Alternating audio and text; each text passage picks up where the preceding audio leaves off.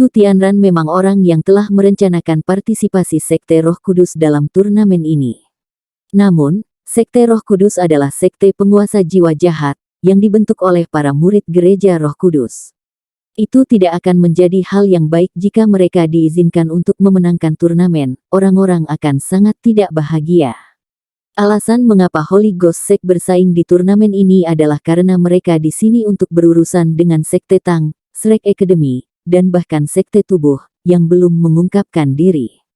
Misi utama mereka adalah menghilangkan semua hambatan untuk tim Sun Moon.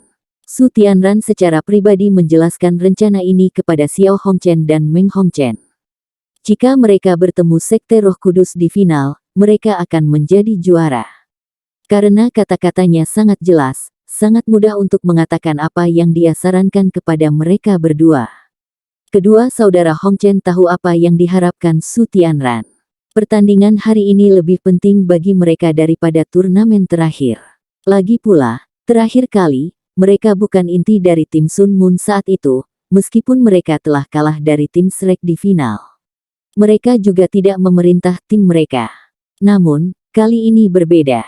Mereka mewakili Akademi Teknik Kekaisaran Sun Moon, Hall Virtues Virtue, kakek mereka dan seluruh kekaisaran. Mereka tidak mampu kehilangan pertandingan hari ini. Xiao Hongchen duduk di ruang tunggu. Meskipun dia tahu bahwa tim Shrek saat ini tidak terdiri dari talenta terbaik dari Akademi Shrek, dia masih sangat gugup. Penampilan mereka hanya begitu-begitu saja, dan mereka tidak terlalu mengesankan siapapun. Satu-satunya orang yang layak diperhatikan adalah pemimpin tim mereka. Namun, tidak ada kaisar jiwa yang terpisah darinya. Dibandingkan dengan Sekte Tang, kemampuan mereka tidak begitu mengesankan. Namun, hati Xiao Hongchen terasa sangat berat hari ini untuk beberapa alasan. Itu seperti apa yang dia rasakan ketika mereka menghadapi Sekte Tang. Jangan bilang tim ini bisa mengancam kita. Jika kita bahkan tidak bisa mengalahkan tim kelas 2, maka saat ia berpikir sampai di sini, Xiao Hongchen tidak bisa membantu tetapi mengepalkan tinjunya. Semangat juangnya melonjak. Kakak laki-laki, tenang, kata Meng Hongchen kepadanya. Baik, Xiao Hongchen memandangi adik perempuannya. Kali ini, Wang Dong bukan pesaing mereka lagi. Meng Hongchen memang sangat normal. Adik perempuan, mari kita lakukan yang terbaik hari ini. Kita harus menang hari ini. Petik 2. Meng Hongchen tersenyum. Dia jauh lebih percaya diri daripada Xiao Hongchen. Kakak laki-laki, ini hanya tim string kedua Shrek. Jangan khawatir, kami pasti akan menang. Petik 2. Tanda pisah. Tempat istirahat. Sejak Wang Qiwer pergi, Huo Yuhao mulai banyak merenung.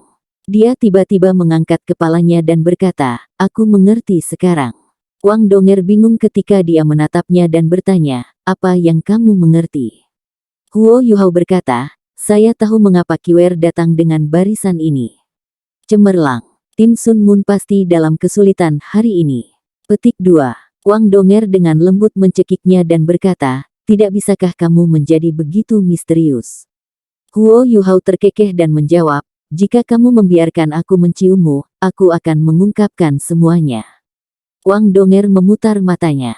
Tidak apa-apa jika kamu tidak ingin memberitahuku, tapi hati-hati malam ini. Huo Yuhao membentak, apa yang akan kamu lakukan malam ini? Anda bahkan tidak menemani saya untuk tidur sekarang. Jangan bilang kau akan mengejar orang cacat dari tempat tidur. Huff. Petik 2. Wang Donger datang dengan skema, dan mengungkapkan senyum menawan di wajahnya. Jika kamu bisa menebak apa yang akan aku lakukan, aku akan tidur denganmu malam ini. Betulkah? Huo Yuhao sangat senang.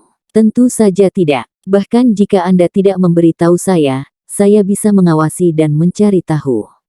Sikap Wang Donger tiba-tiba berubah total, dan Huo Yuhao tidak tahu apakah harus tertawa atau menangis. Dia menjadi lebih dan lebih seperti penyihir kecil. Saya menyesali ini. Mengapa saya membiarkannya mendapatkan kembali nuraninya? Namun, saya agak menikmati perasaan ini. Ayo lihat, Wang Qiwer akan menjadi yang pertama dalam chapter penyisihan individu.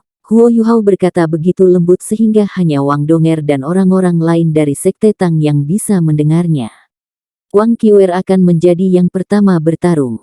Semua orang bingung. Itu tidak masuk akal. Dengan status Wang Qiwer sebagai pemimpin tim, dia harus menjadi orang yang memegang benteng. Sama seperti mereka yang penuh keraguan, Wang Qiwer sudah melompat ke atas panggung dan berjalan menuju pusat. Di sisi lain, seorang pemuda tinggi dan besar dari tim Sun Moon juga melompat ke atas panggung. Dia tidak muncul ketika mereka bertarung dengan Tang Sek. Terbukti, dia adalah salah satu pengganti. Ini memang Wang Qiwer. Yu Hao, kamu brilian. Xiao Xiao tidak bisa membantu tetapi berseru. Su Tianran memiliki pencerahan, saya juga mengerti. Faktanya, Qiwer harus menjadi yang pertama untuk bertarung. Petik 2. Bukan hanya dia yang menyadari apa yang sedang terjadi. Mata Heka itu juga terlihat seperti wahyu saat dia tersenyum. Hanya saja dia tidak mengucapkan suara sama sekali. Heka itu dan Huo Yuhao sudah di antara 6 besar di turnamen bawah tanah. Di chapter selanjutnya, 3 besar akan ditentukan. Itu malam ini. Jika mereka masuk 3 besar, mereka bisa mewakili aliansi Dusquater di final turnamen antara 3 organisasi yang berbeda. Mereka telah menghasilkan banyak uang di beberapa putaran pertama turnamen. Sangat disayangkan, bahwa mereka hanya memperoleh beberapa logam langka. Sementara mereka memiliki beberapa juta koin jiwa emas, mereka tidak berguna jika mereka tidak dapat digunakan untuk membeli logam langka. Nomor 96 dan 98 juga berada di 6 besar. Huo Yuhao atau Heka itu akan menghadapi setidaknya satu dari mereka. Huo Yuhao telah bertemu Gao Dalou lagi, tetapi dia belum mengungkapkan identitas aslinya. Dia membuat Gao Dalou menunggu dengan sabar. Huo Yuhao hanya akan membawanya kembali setelah turnamen berakhir. Dia tidak akan takut untuk mengungkapkan identitas aslinya. Tim Shrek versus Tim Sun Moon. Pertarungan pertama chapter penyisihan individu. Kedua belah pihak, tolong laporkan nama Anda. Wasit untuk hari ini masih merupakan Dou Luo yang tidak dapat dipecahkan. Karena ia sangat adil dan membuat banyak tim yang bersaing puas, insinyur jiwa bertitel Dou Luo dan kelas 9 ini secara pribadi menjadi wasit dari beberapa perkelahian yang lebih penting. Tidak diragukan lagi, tidak ada pertarungan yang sama pentingnya dengan pertarungan antara tim Shrek dan tim Sun Moon. Zheng Zan juga bermasalah saat dia melihat anggota dari kedua sisi. Dia tahu tentang permusuhan antara tim Shrek dan tim Sun Moon. Ini adalah pertarungan hidup dan mati. Tidak ada pihak yang mampu kehilangan pertandingan ini. Shrek, Wang Qiwer. Wang Qiwer masih mengenakan kerudung. Rambutnya yang biru pucat mengalir di belakangnya.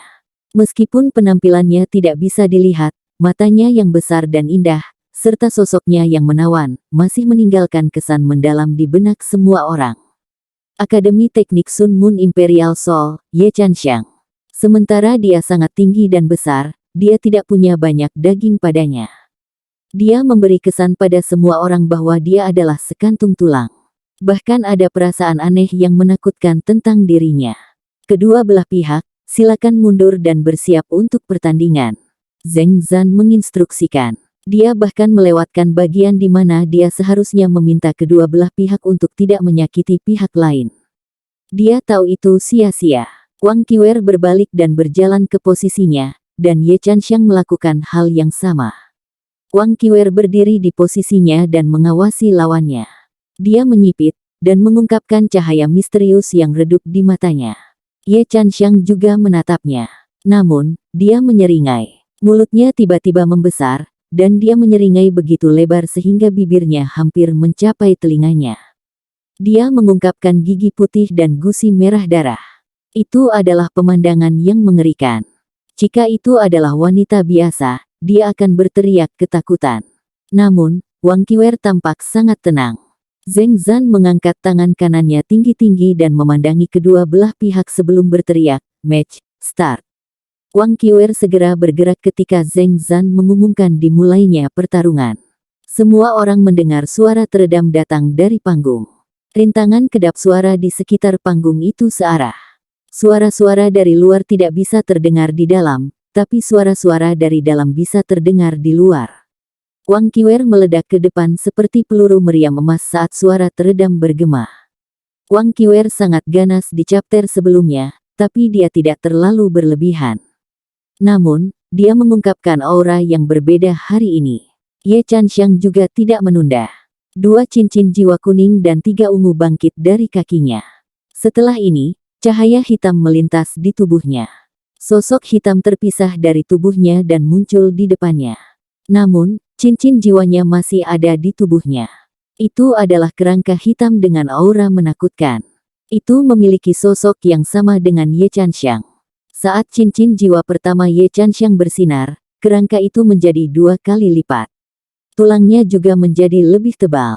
Ini adalah jiwa bela diri Ye Chanxiang, skeleton. Itu adalah kerangka yang menggunakan tubuhnya sebagai cetak biru. Itu adalah keberadaan yang sangat istimewa. Sebagai seorang insinyur jiwa, dia tidak perlu mengangkat senjata berat, dia hanya bisa mengandalkan skeletonnya. Itulah sebabnya dia bisa menangani beban yang jauh lebih berat dalam perkelahian, setidaknya beberapa kali lebih besar dari insinyur jiwa normal. Ini tidak dianggap sangat berguna untuk seorang guru jiwa, tapi itu sangat praktis untuk seorang insinyur jiwa. Namun, lawannya hari ini adalah Wang Qiwer. Setelah Ye Chanxiang melepaskan skill jiwanya yang pertama, skeleton ekspansion, Wang Qiwer sudah tiba di depannya. Dengan kekuatan mengerikan yang dimiliki Wang Qiwer, dia bisa dengan mudah meluncur 100 meter di udara. Tinju emas besar meluncur ke kepala Ye Chanxiang. Embusan angin berbahaya menyapu wajahnya. Ye Chanxiang hanya merasakan perasaan tidak nyaman di dadanya sebelum lampu keemasan bersinar terang di depannya. Apa ritme ini? Ini terlalu cepat. Bukankah dia seharusnya menjadi master jiwa tipe penyerangan? Kenapa dia lebih cepat dari master jiwa tipe agility? Ye Chanxiang secara tidak sadar memerintahkan kerangka untuk memblokir tubuhnya. Sepasang telapak tangan kerangka tebal mencakar ke arah tinju Wang Qiwer. Menghindari. Apakah itu bahkan gaya Wang Qiwer? Bermimpilah. Ledakan. Tinjunya menabrak cakar tulang. Tengkorak itu ingin menutup cakarnya, tetapi tidak bisa melakukannya. Celah mulai muncul di tangannya, dan memanjang dari sendi jari ke arah pergelangan tangan. Wang Qiwer membuat setengah putaran di udara, dan kaki kanannya ditebang seperti cambuk. Dia tidak bisa begitu cepat. Ye Chanxiang hampir memuntahkan darah. Tengkoraknya bukanlah sesuatu yang dia panggil, tapi jiwa bela dirinya. Karena jiwa bela dirinya terluka, dia juga menderita serangan balasan. Dia bahkan tidak berhasil mengambil meriam jiwa sebelum kaki Wang Qiwer jatuh. Kali ini, Ye Chanxiang belajar dari kesalahannya sebelumnya, dan dengan cepat menarik jiwanya. Tangan kanannya yang patah dari kerangka menghilang. Kaki Wang Qiwer tidak mengenai apapun, tetapi itu menghasilkan embusan angin. Embusan angin ini seperti tornado yang mengamuk di lembah gunung pada malam musim dingin yang dingin. Kemeja Ye Chanxiang basah oleh keringat dingin hanya dalam waktu singkat. Bahkan saat kakinya tidak mengenai apapun, Wang Qiwer tidak menarik kembali kekuatannya. Dia langsung menabrak tanah, dan menggunakan momentum untuk bangkit kembali. Dia mengarahkan lutut kirinya ke dada Ye Chanxiang. Ye Chanxiang sangat tertekan sekarang sehingga dia ingin mati. Dia adalah seorang insinyur jiwa. Adalah hal yang buruk untuk menjadi begitu dekat dengan seorang guru jiwa. Selain itu, lawannya adalah Wang Qiwer. Dia ingin menjerit dan memohon padanya untuk memberinya kesempatan. Apakah dia akan melakukannya? Ya, tetapi dalam kehidupan berikutnya. Lapisan cahaya keemasan naik dari tubuhnya saat dia menggunakan Invincible Barrier untuk melindungi dirinya. Bang! Cahaya keemasan dari Invincible Barrier sedikit bergelombang, dan Ye Chanxiang ketakutan pucat. Apakah dia benar-benar akan menghancurkan Invincible Barrier-nya juga? Di bawah panggung, Xiao Hongchen sudah sangat marah sehingga dia berdiri. Dia bisa mengatakan bahwa Ye Chanxiang telah sepenuhnya ditekan, termasuk semangat juangnya. Dia tidak lagi memiliki peluang untuk menang. Namun Ye Chanxiang masih berjuang untuk tetap dalam pertarungan. Dia dengan cepat melepaskan skeletonnya lagi. Meskipun tanpa satu tangan, ia masih dilengkapi dengan alat jiwanya. Saat ia melepaskan jiwa bela dirinya, dan itu mempersiapkan alat jiwanya secara bergantian, Wang Qiwer sedang menyerang Invincible Barrier seperti sedang menumbuk karung pasir. Invincible Barrier tidak sepenuhnya tak terkalahkan, karena menghabiskan kekuatan jiwanya. Itu sangat berguna jika dia ingin menyelamatkan hidupnya sendiri, tetapi itu tidak sebagus penghalang pelindung untuk tujuan pertahanan. Itu jelas bukan pilihan terbaik baginya untuk segera menggunakannya saat ia bertarung dengan Wang Qiwer. Dia melepaskan meriam jiwanya yang pertama. Ye Chanxiang memilih tempurung meriam bertenaga paling tinggi. Dia hanya memiliki satu tujuan, untuk memaksa Wang Qiwer pergi sehingga dia bisa memiliki ruang untuk menunjukkan kemampuannya. Dia berada di ambang air mata saat dia merasakan kekuatan jiwanya menipis. Namun, apa yang bisa dia lakukan? Dia hanya bisa mencoba yang terbaik untuk menghabiskan kekuatan jiwanya juga. Ledakan. Bola cahaya emas yang intens dipancarkan dari tubuh Wang Qiwer. Setelah itu, peluru meriam bertenaga tinggi pecah. Dia menghancurkan kulit meriam dengan tinjunya. Itu meledak sangat dekat dengannya, dan dia memang dipaksa kembali. Namun, kekuatan peledak juga mempengaruhi Invincible Barrier. Ye Chanxiang merasakan kekuatan jiwanya turun lagi. Setelah itu, dia melihat Wang Qiwer kembali. Selain itu, efek Invincible Barrier miliknya akan segera berakhir. Kali ini, dia melihat seberkas cahaya keemasan di tangan Wang Qiwer. Setelah ini, rentetan cahaya keemasan menembus Invincible Barrier. Cahaya keemasan menyebabkan penghalang untuk dihancurkan, dan Ye Chanxiang merasakan kekuatan jiwanya habis sepenuhnya. Zheng Zan memantau pertarungan mereka. Tepat saat Invincible Barrier dihancurkan, dia sudah berada di depan mereka berdua.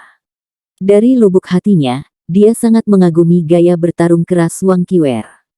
Cemerlang. Dia benar-benar membingungkan lawannya saat dia memukul. Sangat disayangkan lawannya mewakili kekaisaran bulan matahari. Kemungkinan akan ada pertarungan tim setelah ini. Sebagai wasit, ia harus melakukan yang terbaik untuk mencegah pertumpahan darah. Dia memukul telapak tangannya terhadap cahaya keemasan, tapi dia tidak menggunakan terlalu banyak kekuatan. Lagi pula, dia adalah Douluo berjudul, dan tidak bisa terlalu memengaruhi persidangan.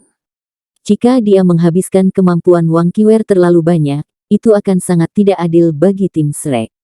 Namun, dia dengan cepat menarik tangannya ketika telapak tangannya menghubungi tombak naga emas. Dia ngeri. Dia merasakan daging di telapak tangannya larut ketika dia menyentuh tombak. Meskipun dia menggunakan kekuatan jiwanya untuk menghentikan perasaan ini, dia masih terpana. Telapak tangannya masih efektif. Lagi pula, tombak itu dipukul oleh telapak Douluo berjudul. Namun, itu masih berhasil menembus bahu Ye Chanxiang. Ketika Ye Chanxiang melihat Zheng Zan, dia merasa sangat lega. Wasit, Anda datang pada waktu yang tepat. Namun, seluruh tubuhnya menegang ketika tombak menembus bahunya. Kekuatan jiwanya benar-benar habis setelah ia menderita serangkaian serangan Wang Qiwer. Dia tidak memiliki kekuatan jiwa berlebih untuk melawan kekuatan tombak naga emas. Pada saat Zheng Zan bereaksi dan menarik Ye Chanxiang pergi, seluruh rongga dadanya sudah runtuh. Tidak ada setetes darah di tombak, tapi lampu emas terus melonjak ke arah Wang Qiwer. Melahap. The Life Devouring dari Golden Dragon Spear. Kekuatan hidup yang dikeringkannya mengisi kembali tubuhnya. Meskipun itu tidak benar-benar membantu memulihkan kekuatan jiwanya, itu sangat efektif memulihkan energinya.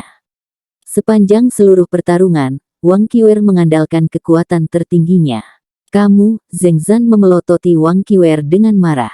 Namun, Wang Qiwer bahkan tidak memandangnya.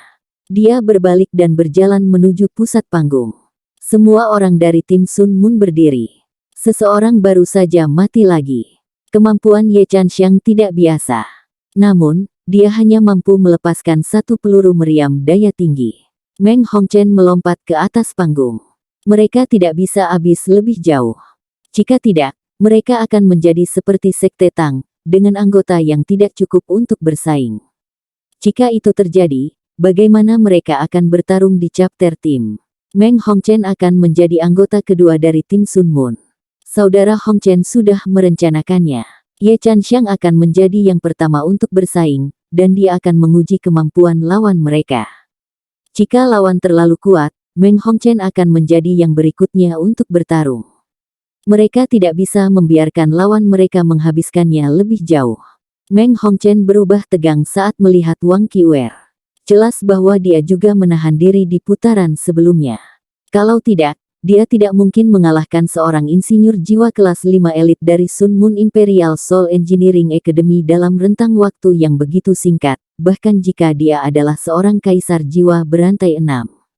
Tatapan Wang Qiwer masih tajam seperti sebelumnya. Itu tidak berbeda dari sebelumnya. Wajahnya tidak merah, dan dia tidak terengah-engah. Sepertinya dia tidak bertarung sama sekali. Dia meraih bagian tengah tombak naga emasnya, ujungnya mengarah ke tanah secara diagonal. Dia begitu sedingin es sehingga dia tampak seperti patung. Ini adalah Golden Dragon Lady dalam kondisi puncaknya. Ledakannya yang mengerikan pernah mengalahkan Ji Juechen dalam satu serangan. Seberapa kuat dia? Tanpa memiliki pemahaman tentang dirinya, itu tidak mungkin bagi Ye Chanxiang untuk menahan serangannya. Bahkan saat Zheng Zan turun tangan, dia masih mati di bawah tangan tombak naga emas. Huo Yuhao mengungkapkan cahaya ilahi di matanya. Dia melipat tangannya di depan dadanya saat dia menyaksikan pertarungan. Dia tahu bahwa tebakannya benar. Chapter eliminasi individu adalah kesempatan besar bagi setiap anggota tim untuk menunjukkan kemampuannya. Namun, chapter penyisihan individu tidak dapat memutuskan hasil akhir kecuali satu tim dapat mengalahkan ketujuh anggota tim lainnya dengan paling banyak 2 anggota. Lebih sering daripada tidak, chapter eliminasi individu digunakan untuk menguras kemampuan lawan sehingga untuk mendapatkan keuntungan di chapter tim.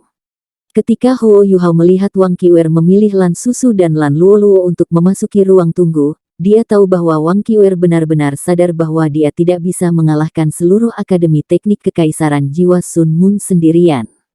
Satu-satunya peluang mereka adalah di chapter tim. Tebakan Huo Yuhao diverifikasi. Mengapa Wang Qiwer pergi dulu? Jika dia berhasil mengalahkan 3 lawan berturut-turut, dia memiliki hak untuk meminta putaran tim untuk memulai dan menyerah pada sisa pertarungan individu.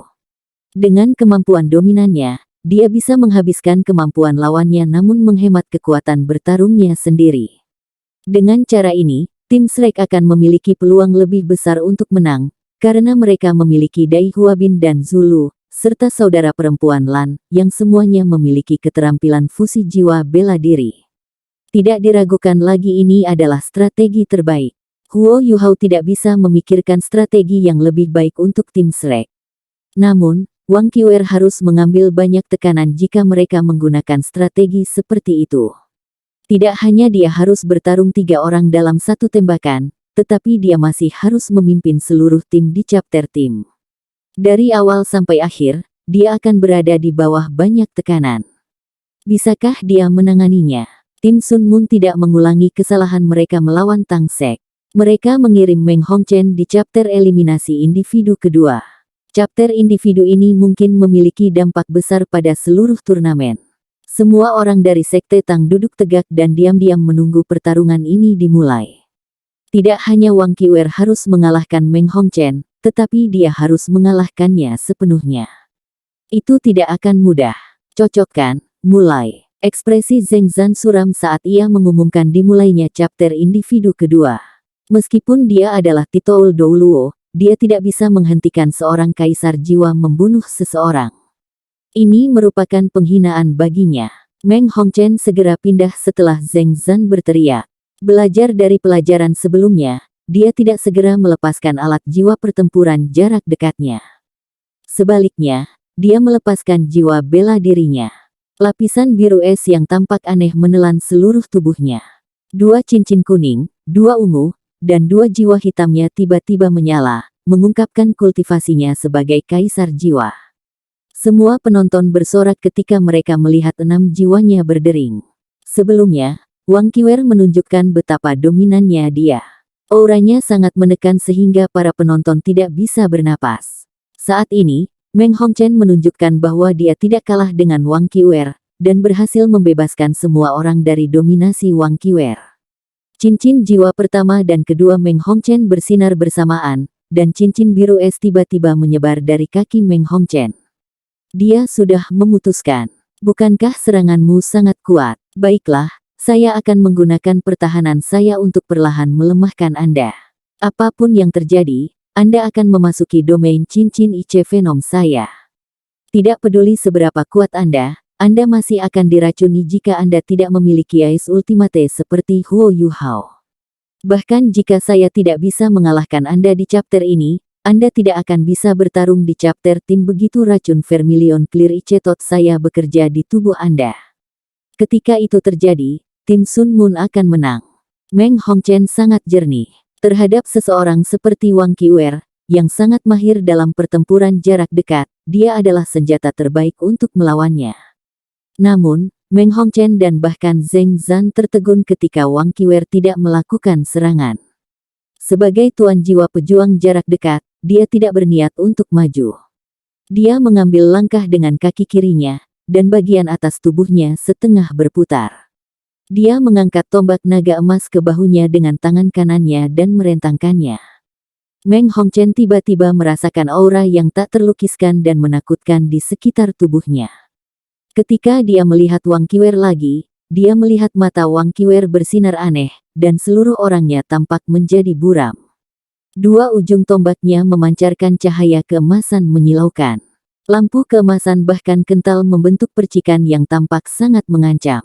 Seluruh tubuh Wang Qiwer mulai memancarkan lampu emas yang menyilaukan. Lapisan sisik emas menyebar dari tombaknya dan menjalar ke seluruh tubuhnya. Segera, sisik-sisik itu menelan seluruh bagian tubuhnya kecuali wajahnya. Dari 6 cincin jiwanya, 2 yang pertama bersinar terang. Di antara semua penonton, hanya Huo Yuhao yang tahu siapa mereka. Mereka adalah keterampilan jiwa pertama Wang Qiwer, tubuh naga emas, dan keterampilan jiwa keduanya, kekuatan naga. Tidak hanya ini, tetapi Huo Yuhao juga tahu bahwa Wang Qiwer telah mengaktifkan kemampuan bawaan naga emasnya, kebanggaan naga emas.